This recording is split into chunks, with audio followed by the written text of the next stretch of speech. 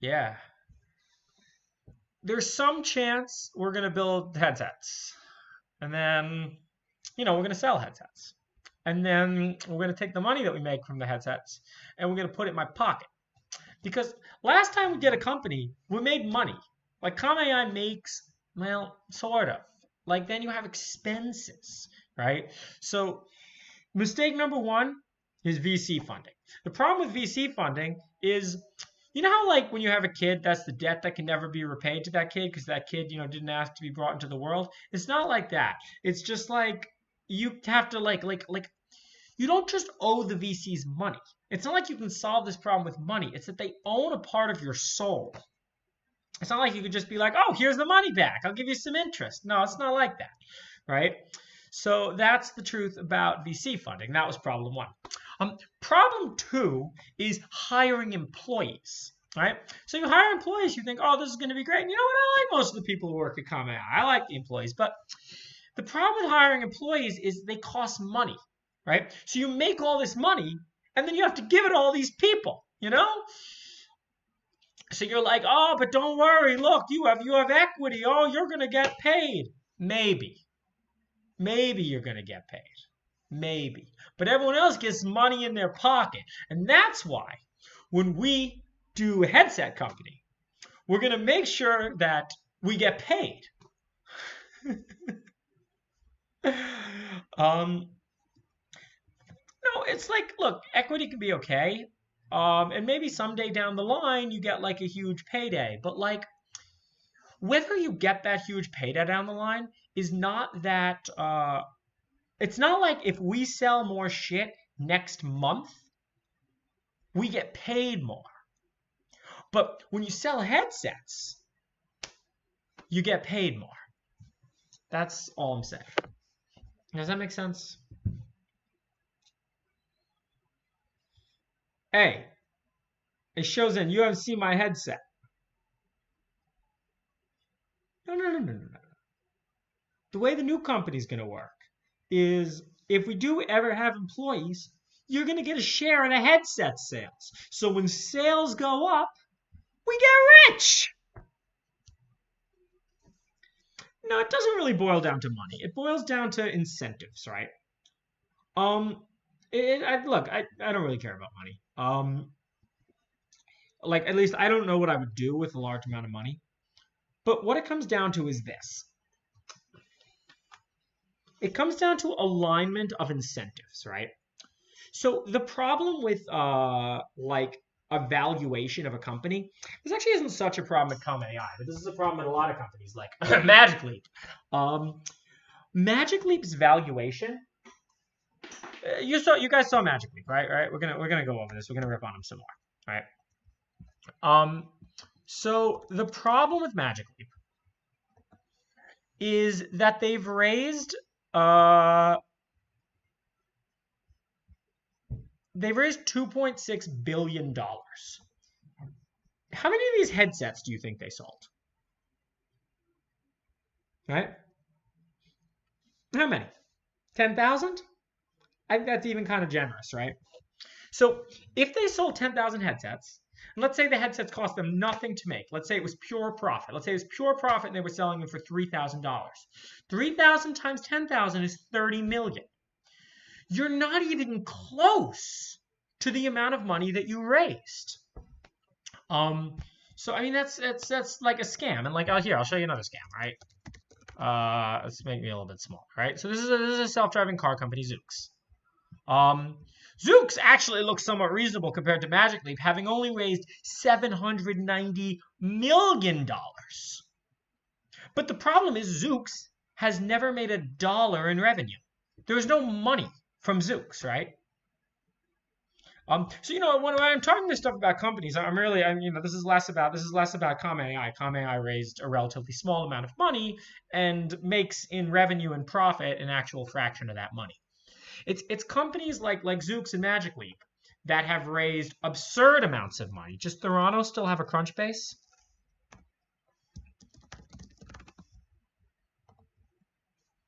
Oh. See, Theranos raises $1.4 billion. They raise money, and not only do they not deliver, but there's no incentive for them ever to deliver, right? Like, once you've raised billions of dollars, I don't even know how you, like, the amount of revolutionizing the world you're going to have to do so far exceeds where you actually are. Um, yeah, ergonomics, build quality, mass production. These things can be dealt with once you have a software ecosystem that people are excited about, right? Kamiya works the same way. Yeah, you can go to our Crunchbase. So Kamiya has raised 8.1, right? Let's see. So you can have, so let's see, 2,600 divided by 8.1. So you can have 320 comma AIs for one magic leap. No, it's relatively small, right? And I still, in some ways, think it's too much. Because you got to be. Ideally, what you want to do is you want to bootstrap. You want to make money from day one, and then every dollar that you spend, like if you're a bootstrapped company, you're not going to spend money stupidly because every dollar that you spend has to increase your bottom line, or the company dies. Look, whether Elizabeth Holmes didn't deliver or faked everything, it's really almost the same thing, right? Oh, it's the careful wording of like we have this versus we will have this. The will is kind of we will have this, right? Like you guys see the O.J. Simpson book? It's called If I Did It, right? And the cover on it is hilarious, right? Like the if is like really tiny. There's the if right there in the eye.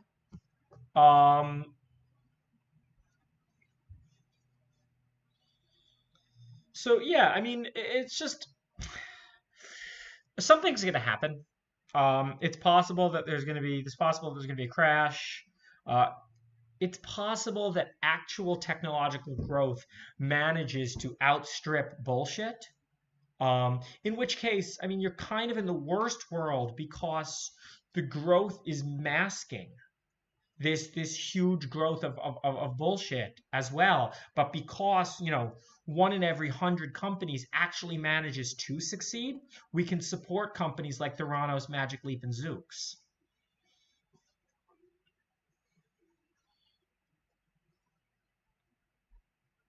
Maybe, yeah.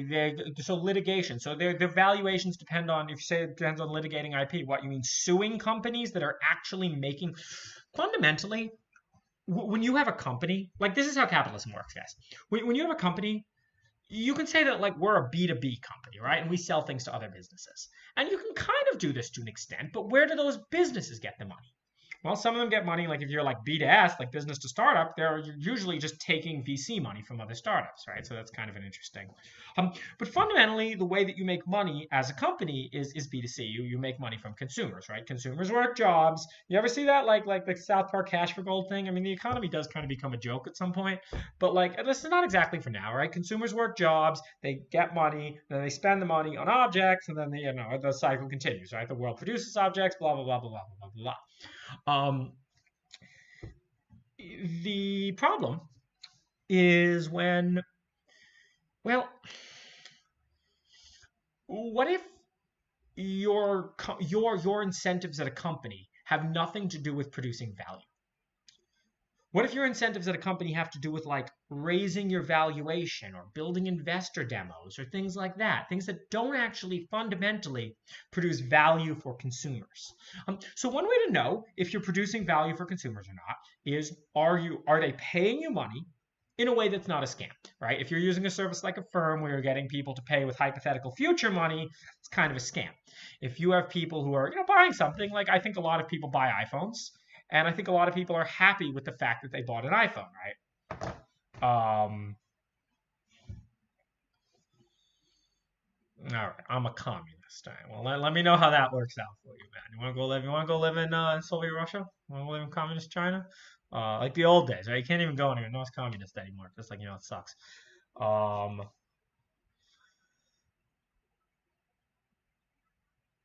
Yeah, I mean, I think headsets are the future after phones.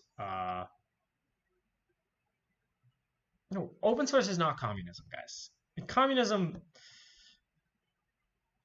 People always talk about like what communism is.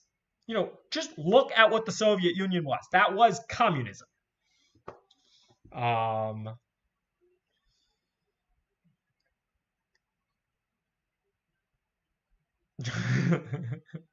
John Lemon's a communist. This makes his face red. Um, and this is not going to be like a political philosophy 7th grade level rant about communism.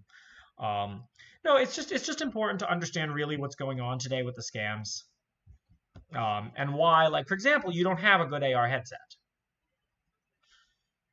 Yeah. um, Zizek's been kind of interesting lately. I don't know. I don't know that much about him, but I've read his new stuff, and I think he maybe is kind of understanding what's going on. For those of you in the know, y'all know what I mean. You were born in the actual USSR, or you were born in post wall. How can I short Magic Leap? See, that's an excellent question. You can't. You can't, and this is part of the problem with these startup valuations. This is also part of the problem with these like coin valuations, right? So you can go to CoinMarketCap, and the Bitcoin and Ethereum are probably actually correct, but once you get like down here, there's no liquidity for nexts or dents or anything like that, and because there's no liquidity, this market cap is kind of ridiculous, right? You see like the 24-hour volume. Well, actually, these aren't even that bad with respect to volume. Right, you can take the ratio of volume to market cap, but some of these assets you can't short the asset. The problem with not being able to short the asset is there's no way to put downward pressure on the market. Like all you can do is buy or not buy, and not buying and shorting are different things. So you can't short Magic Leap, and that's kind of the problem. It's interesting now, not to ever give investment advice, but man, I wish I shorted that back then, right? Like it's gonna go down, and Uber's gonna be the same way. And Lyft was the most unprofitable company to ever IPO. You don't want to short the market. I mean, some companies in the market are doing something. Another company that I cannot believe. I cannot believe that this stock hasn't plummeted way more. I take that back. There was a correction. Man, I wish I shorted that one too. Ooh. Yeah, that's that kind of move.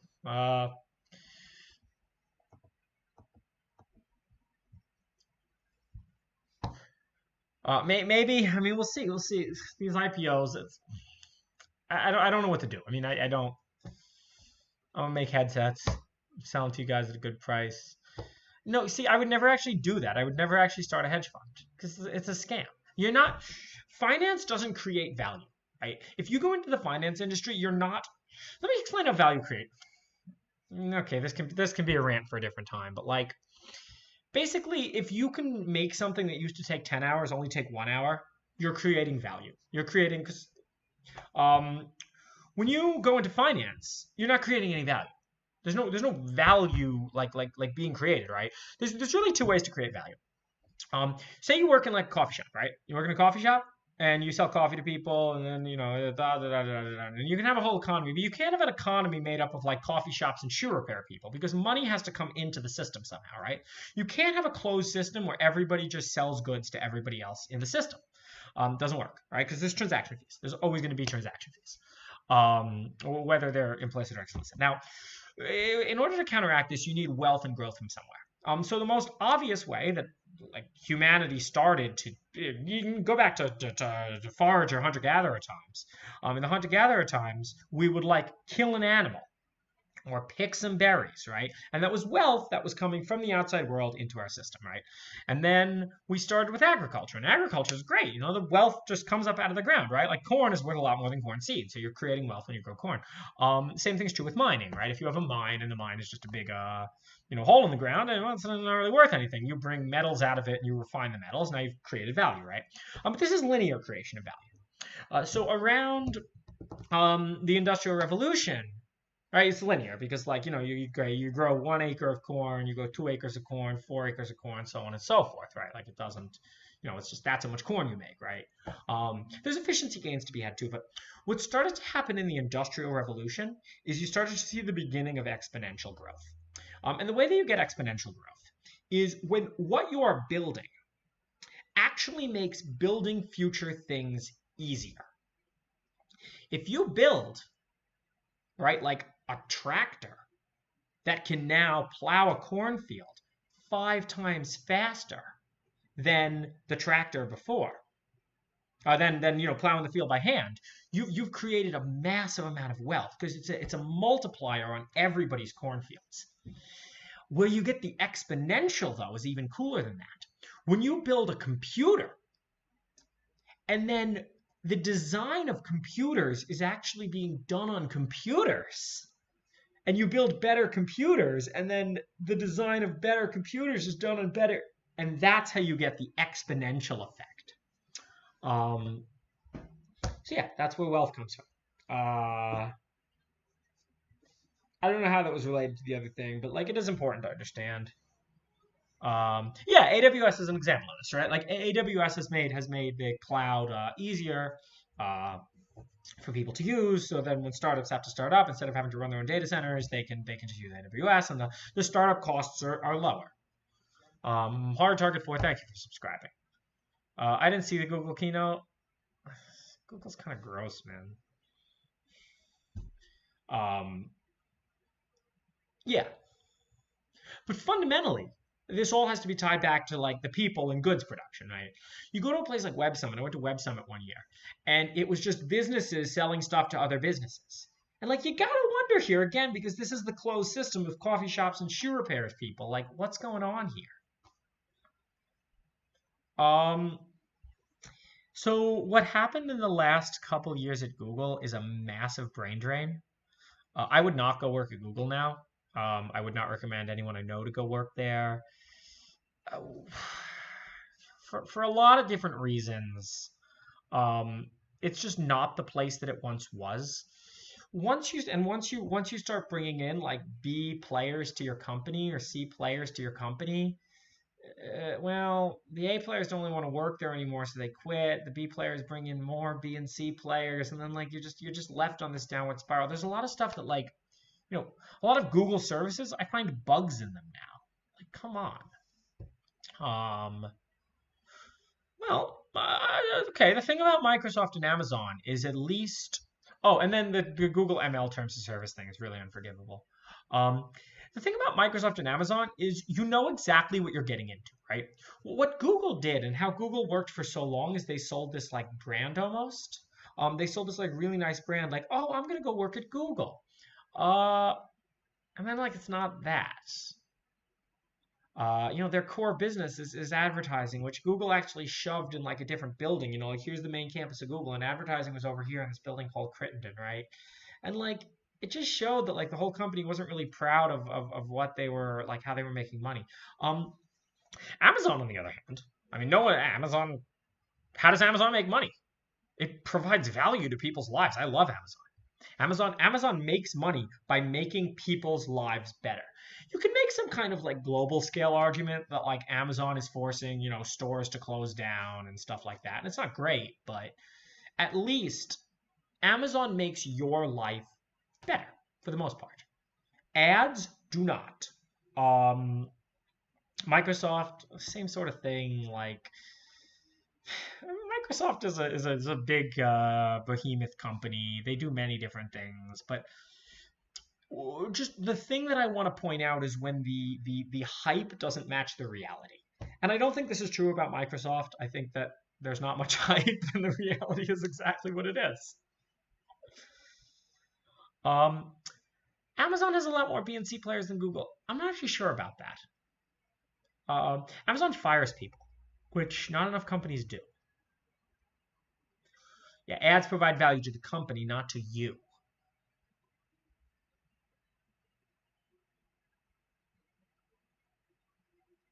You want a VR headset with 8K? I think I just saw one.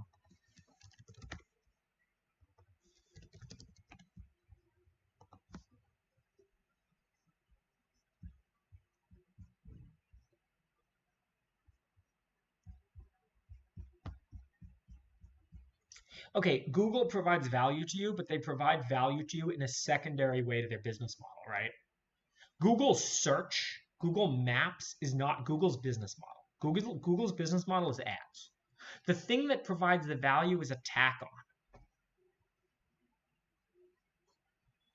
on. Most social purposes are worse than financial purposes.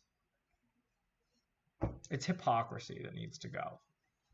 Not like, social purpose. Or people just need to start being honest about what these things are. Again, yeah, Google provides value with Android, but Google's business model is not Android. You're not Google's customer. You're Google's product. Google just gives you those things to kind of keep you, it's good, we keep you as the product. You think, I'm not saying Amazon has the top talent.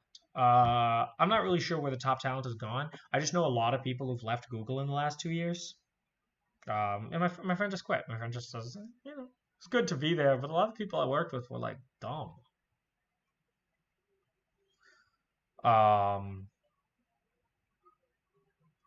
I think it's hypocrisy because they say one thing and are another, right? Like when your brand, I'm not saying brands are bad, but when your brand like talks about one value, right? Like let's talk about like BP. And these aren't examples that really need discussing because everybody understands them, right? When ExxonMobil runs an ad on TV for clean energy, like clean solar energy, everyone kind of knows. Oh yeah, ExxonMobil, right? Like that's hypocrisy, but at least it's known hypocrisy. It's the unknown hypocrisy that's really the bad one. Top talent at Netflix. How many people work at Netflix? How hard of a problem is this? I get Netflix does like content creation and stuff, but like as far as the video streaming goes, like okay, it takes like bandwidth, but like A players I think are doing their own thing for the most part.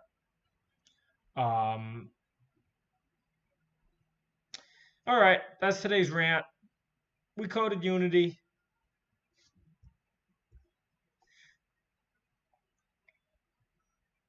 Thank you all for watching. Bye-bye. Please subscribe. Like and subscribe. I love all you Twitchies too. Bye-bye. Bye-bye. Bye-bye.